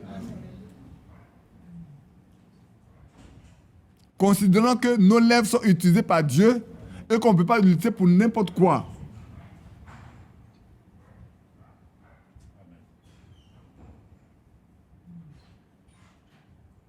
Vous voyez ici, quand on est là, ce n'est pas un culte qu'on fait. On fait juste un petit entretien pour nous dire comment on doit faire pour arriver vraiment à la perfection, pour être comme Dieu. Hein? C'est juste ça. Et vous qui suivez en ligne, ça peut être dur pour certains, pour vous d'aller écouter. Frère, si vous ne pouvez pas dire une chose qui doit s'accomplir, taisez-vous. D'accord, continuez vous parler. Comment tu peux dire que tu sois guéri? Si tu dis, au nom de Jésus que tu sois guéri, mais d'être guéri. Amen. Ne recevez pas votre guérison par la foi. Quand on dit reçois le Saint-Esprit par la foi, là, ne recevez pas le Saint-Esprit par la foi. Tu es fatigué. Je vois bien. Je te regarde depuis longtemps. Le Saint-Esprit, là, dites-moi qui a reçu le Saint-Esprit par la foi et puis laissez avec dessus. Dans la Bible, donnez-moi un exemple dans la Bible. Tous ceux qui ont reçu le Saint-Esprit, ils l'ont vraiment reçu et on a vu, on a entendu. Amen. On l'a vu, on a entendu. Dieu est trop grand pour qu'il vienne habiter en toi et que ça soit silencieux. C'est vrai. Oui, frère. Oui, frère. Vous voulez la volonté de Dieu, mais c'est le temps, c'est maintenant. Je devrais vous donner les éléments, mais ça doit être une réalité dans votre vie. Amen. Et les jours qui arrivent là, vous devez pouvoir en témoigner. Frère, Dieu a fait ça et c'est vrai. Dieu a fait ça et c'est vrai. Dieu se révèle. Si vous le cherchez de tout votre cœur, il se laissera trouver. Très certainement. Je peux aussi... Il y a tellement de passages dans lesquels les visions ont été dans le Nouveau Testament. Vous vous souvenez que Paul, en route pour Rome, vous vous souvenez, non? Même dans le bateau. On n'a qu'à le lire. Acte 16.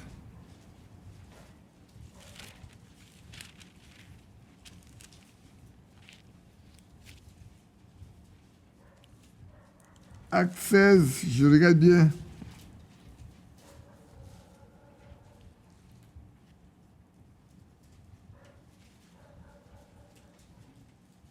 Verset 6. Ayant été empêché par le Saint-Esprit d'annoncer la parole dans l'Asie, il traversait la Phrygie et le pays de la Galatie. Arrivé près de la Mysie, il se disposait à entrer à Bithynie. Mais l'Esprit de Jésus ne leur permit pas. Oh, jusqu'à quand? Jusqu'à quand? Jusqu'à quand? On se lève, on va partout. On se lève, on va partout.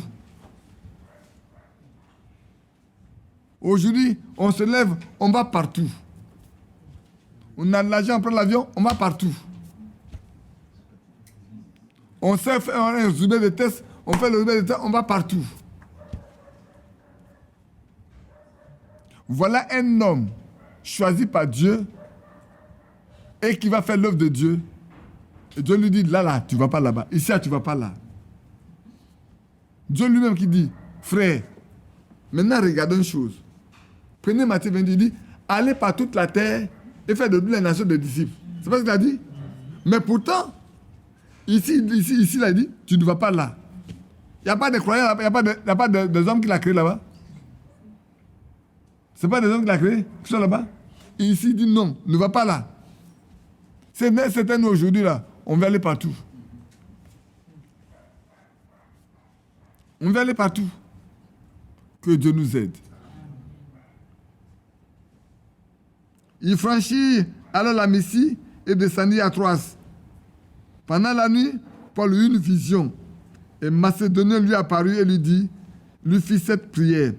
Passe à Macédonie, secours-nous. Après cette vision de Paul, nous cherchâmes aussitôt à nous rendre à Macédoine, concluant que le Seigneur nous appelait à y annoncer la bonne nouvelle. Après la vision là, on dit, c'est que c'est la volonté de Dieu qu'on a à Macédoine, parce qu'il veut qu'on aille annoncer la bonne nouvelle là-bas. Ailleurs, il n'a pas voulu qu'on annonce la bonne nouvelle. Si on partait, on faisait notre propre volonté. Mais là, il dit d'aller voir en Macédoine.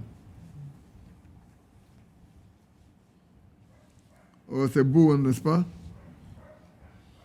Et étant partis de Troas, nous fîmes voile directement vers la Samothrace. Et le lendemain, nous débarquâmes à Néapolis. De là, nous allâmes à Philippe, qui est la première ville d'un district de Macédoine et une colonie. Nous passâmes quelques jours dans cette ville. Le jour du sabbat, nous nous rendîmes hors de la porte vers une rivière où nous pensions que se trouvait un lieu de prière. Nous nous assîmes et nous parlâmes aux femmes qui étaient réunies. L'une d'elles, nommée Lydie, marchand de poupe de la ville de Thyatire, était une femme craignant Dieu et elle écoutait. Le Seigneur lui ouvrit le cœur pour qu'elle soit attentive à ce que disait Paul. Amen. Alléluia. Lorsqu'elle eut été baptisée avec sa famille, elle nous fit cette demande. Si vous me jugez fidèle au Seigneur, entrez dans ma maison et demeurez-y. Et elle nous pressa par ses instances. Voilà, Dieu a envoyé ses serviteurs pour une famille, dans un premier temps. Pour juste une famille. Pourquoi? Parce que Dieu savait que cette femme-là craignait Dieu et qu'elle devait recevoir la vérité. Frère, est-ce que c'est la même chose? Quand je vous dis toujours que c'est un privilège, ce matin j'en parlais avec ma fille, comment elle s'appelle? Elle me suit en ligne avec ma fille. Rebecca, elle dit, vous savez, c'est un privilège que nous avons de recevoir ce message-là. Certainement que, je ne sais pas, mais quel Américain qui est sorti avant avec le message? Moi, je n'en connais pas. Même avant 72, 73, 74, 75, il n'a pas vu quelqu'un. Quel Américain qui a sorti le message? Non. Frère, reconnaissons ce que Dieu fait. Hein? C'est important. Connaître la volonté de Dieu là, c'est important. Hein? Il n'est pas donné à tout le monde. C'est pour ça que c'est un privilège. Quand Dieu se révèle à toi, il te révèle sa volonté. C'est un grand privilège que Dieu de se révéler ta volonté, sa volonté parfaite, et que tu l'accomplisses. Ne vous en détournez pas. Cherchez toujours que Dieu vous révèle sa volonté. Et vous verrez que vous ne vous tromperez pas. Je ne vais pas vous garder encore longtemps, il est déjà 16h, bientôt 17h. Dans 19 minutes. C'est vrai. Qu'est-ce que j'ai noté ici? Comment le Seigneur dans le Nouveau Testament a conduit ses serviteurs, les a commissionnés pour l'œuvre qu'ils avaient à exécuter. Frères, aujourd'hui, est-ce que nous, dans le message là, on cherche la même chose? Est-ce qu'on reste là jusqu'à ce que Dieu nous dise ce qu'on doit faire? Je regarde Achille un peu hier, parlant avec des jeunes gens qui disent qu'ils sont serviteurs de Dieu. C'est facile aujourd'hui de se proclamer serviteur de Dieu. C'est tellement facile. Moi, souvent, je regarde et dis, hey, Seigneur, il faut nous aider. Est-ce qu'on se rend compte qu'un jour, on aura à répondre de toutes les paroles qui sortent de notre bouche? Est-ce qu'on sait qu'on va répondre, homme, femme, homme comme femme, grand comme petit, on aura à répondre devant Dieu. Je suis serviteur de Dieu. Depuis quand Dieu a fait de toi son serviteur? Tu peux apporter la preuve? Ou bien c'est parce que tu as quelque part où tu parles aux gens?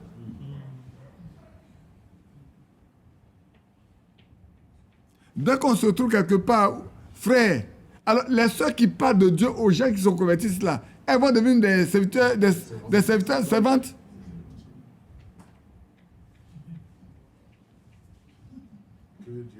Frère, si on veut revenir vraiment à l'ancienne mode, nos églises doivent naître comme il en a été à l'ancienne mode. Amen.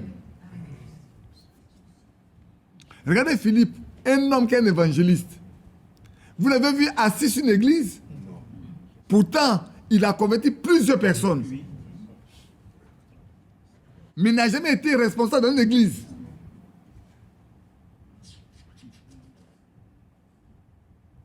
Jamais. Qui sommes nous-mêmes? Que cherchons-nous? Les noms?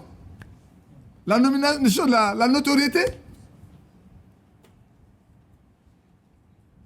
Et puis ça va nous amener où? À la mort, certainement. Parce que Dieu ne nous reconnaît pas. Hein? Frère, ne plaisantons pas. Bien aimé frère, ne plaisantons pas.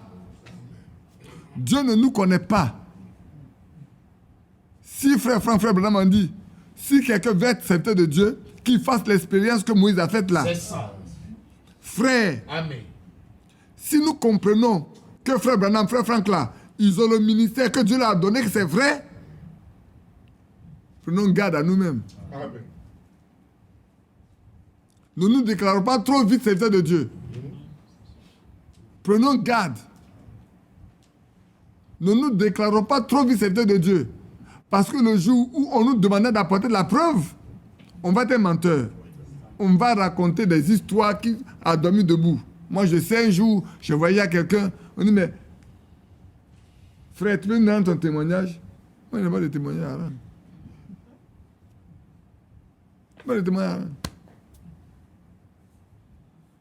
C'est pas qu'il n'y a rien à dire, mais ça va te servir à quoi? Ça va te servir à quoi?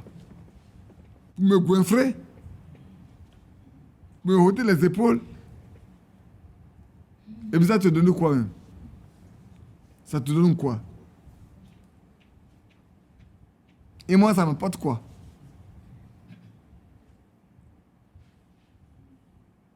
Frère, le temps est venu, hein, c'est vrai. On pense que c'est tellement simple. Oh, je suis serviteur de Dieu. Oh, les serviteurs de Dieu, montez ici. On se lève. On se lève tous ensemble. Comme des canards.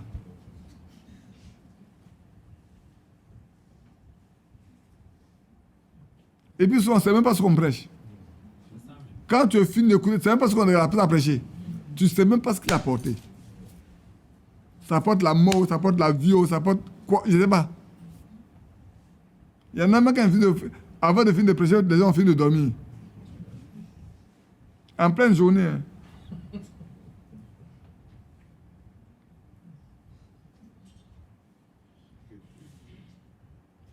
Vous pensez que quand Paul prêche, les gens dorment?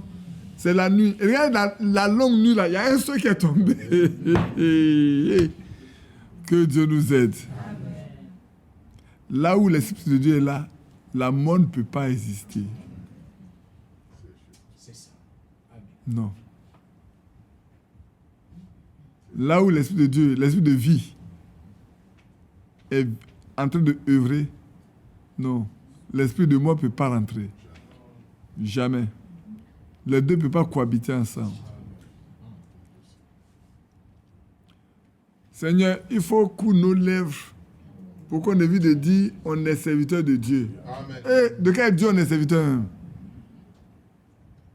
On est serviteur de quel Dieu? Les prédicateurs du message, vous êtes serviteur de quel Dieu même? Prédicateur du message, vous êtes serviteur de quel Dieu? On est serviteur de quel Dieu?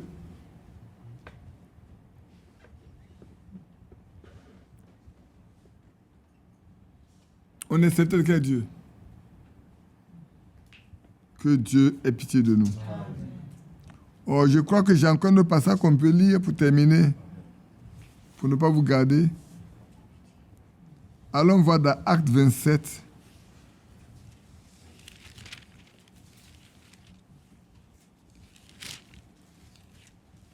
Acte 27,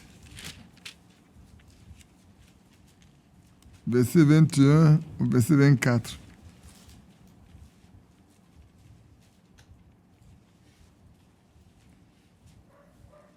Ça, c'est Paul dans le navire où ils ont fait naufrage. On n'avait pas mangé depuis longtemps. Alors Paul, se tenant au milieu d'eux, leur dit: Ô homme, il fallait m'écouter et ne pas partir de Crète, afin d'éviter ce péril et ce dommage. Maintenant, je vous exhorte à prendre courage, car aucun de vous ne périra. Amen. Alléluia. Un homme, un prisonnier d'ailleurs, un prisonnier qu'on voulait tuer et qu'on a appelé à César et on amène à Rome. Et c'est lui, ce frère, si c'était moi là qui était le responsable des soldats, chef, il faut partir maintenant. Ton affaire est trop compliquée, il faut partir, toi, il faut partir. Je préfère moi mourir à ta place, il faut partir.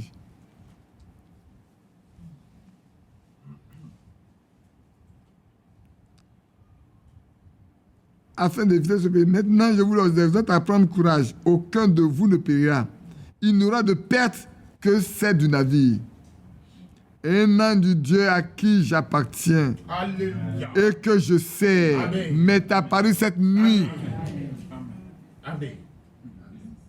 Oh, c'est beau, hein? De comprendre que quelqu'un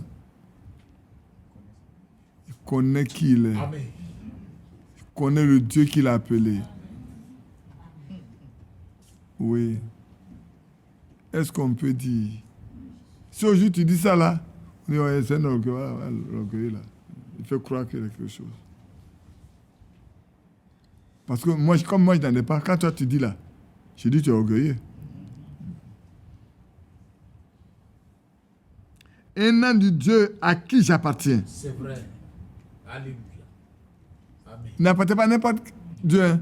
Le Dieu à qui il appartient là, lui a envoyé son ange. Mais à Paris cette nuit, et il m'a dit, Paul, ne crains point. Il faut que tu comparaisses devant César. Et voici, Dieu t'a donné tous ceux qui naviguent avec toi. Amen. Amen. C'est pourquoi, ô hommes, rassurez-vous, car j'ai cette confiance en Dieu, qu'il en sera comme il m'a été dit.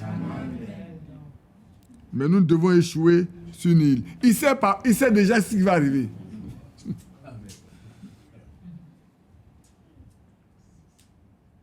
Oh, c'est tellement beau. Hein? C'est beau de lire la Bible. Hein? Même en lisant simplement, sans commentaire, sans rien, tu sais que c'est tellement beau de lire. Tu sais que c'est Dieu qui a écrit. Tu sais que c'est la main de Dieu seulement qui se manifeste. Pas besoin de beaucoup de commentaires. Non. Quand Dieu parle, c'est tellement profond. ça convainc les cœurs, ça rassure simplement. C'est pour ça que, frère, nous devons être comme ces croyants d'autrefois. Nous devons être comme les croyants d'autrefois. Ces croyants-là qui marchaient avec Dieu. On va dire, ça c'est Paul. Non, c'est pas Paul. Paul, on a écrit, mais pour les autres croyants, on n'a pas écrit. Parce qu'ils n'ont pas à écrire dans la Bible. Mais ils ont fait des expériences. Vous voyez la femme à la paix de sang. Vous allez dire qu'elle n'a pas de foi. Elle dit, si je peux toucher le bois de son vêtement. Je ne demande pas qu'il prie pour moi. Hein. Si je peux toucher seulement le bois de son vêtement, je sais que je serai guéri.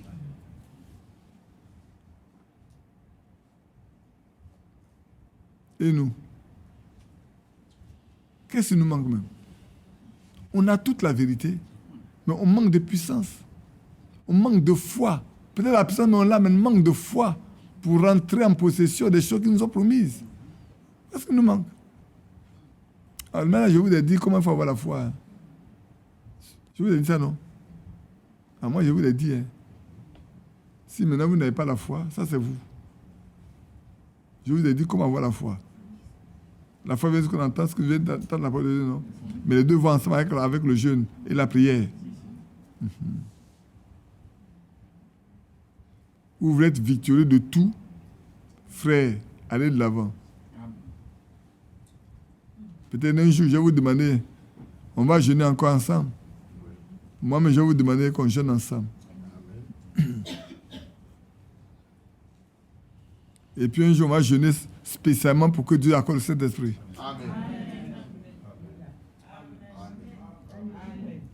Parce qu'on ne peut pas continuer de marcher sans le Saint-Esprit. Dans la vie individuelle, ce n'est pas possible. Ce n'est pas possible. On doit y arriver. On doit en faire comme une question de vie ou de mort.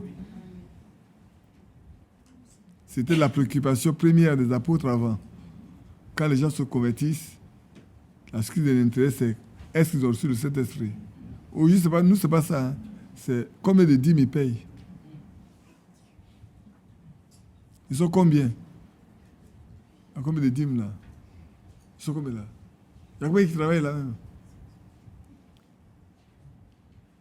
Les milliardaires ne sont plus ici. Hein. Honte à nous. C'est pour leur argent qu'on vient. C'est pour leur argent qu'on va les chercher. Que Dieu ait pitié de nous. Amen.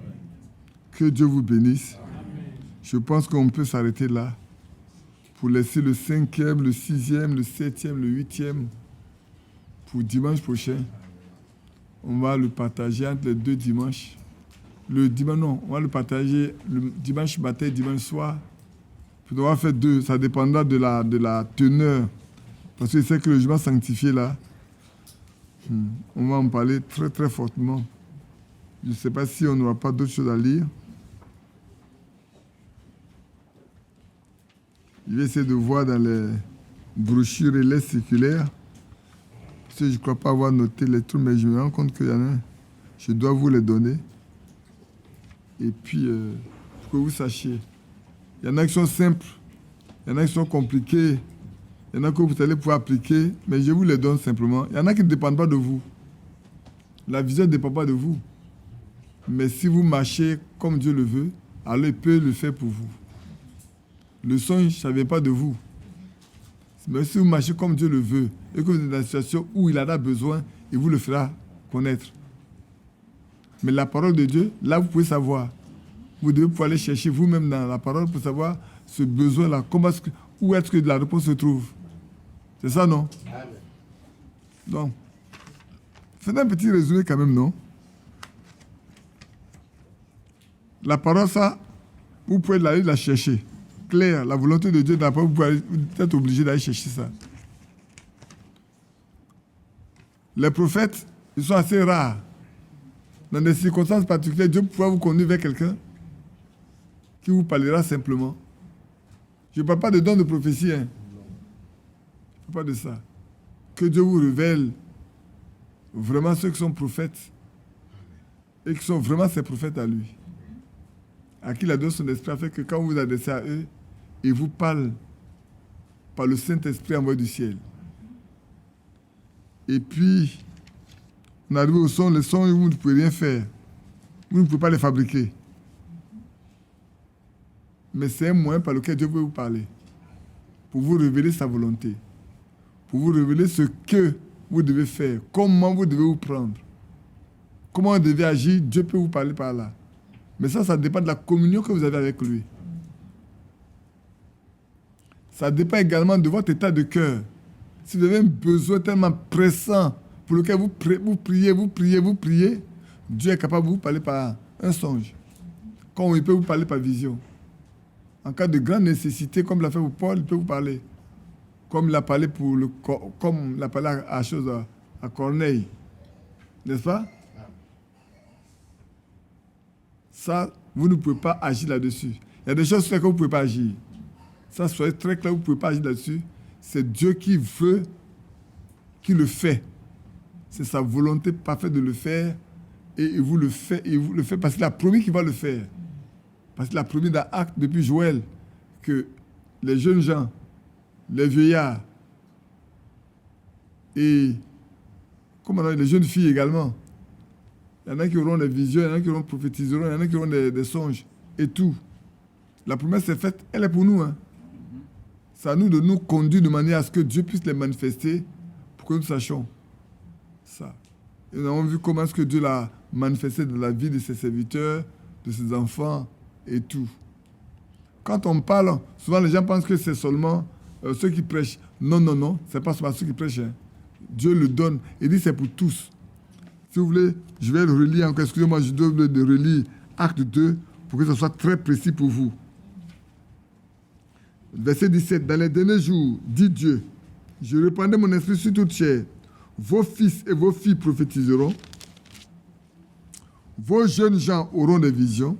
Et vos vieillards auront des songes. C'est très clair. C'est la promesse qu'il a faite et la promesse demeure pour nous tous. Mais mettons dans les conditions pour que nous ayons le baptême de cet esprit et que ces choses deviennent une réalité dans notre vie de tous les jours. Et puis, après les soins et les visions, on va rentrer dans d'autres éléments pour lesquels les choses sont des éléments sur lesquels vous pouvez agir vous-même, sur lesquels vous pouvez savoir comment vous conduire. Là, ça dépend de votre état, de vous-même, y compris la parole. Que Dieu nous bénisse. Amen. Je sens ta main dessus de moi, mon sauveur et mon Dieu. Et pas à pas, et pas à pas, je te suivrai partout où tu. Je sais en qui j'espère, je sais en qui j'espère, à qui je suis né. Alléluia, tu es la racine de mon âme et je m'achète. Je sais en qui j'espère, je sais en qui j'espère, à qui je suis béni. Alléluia.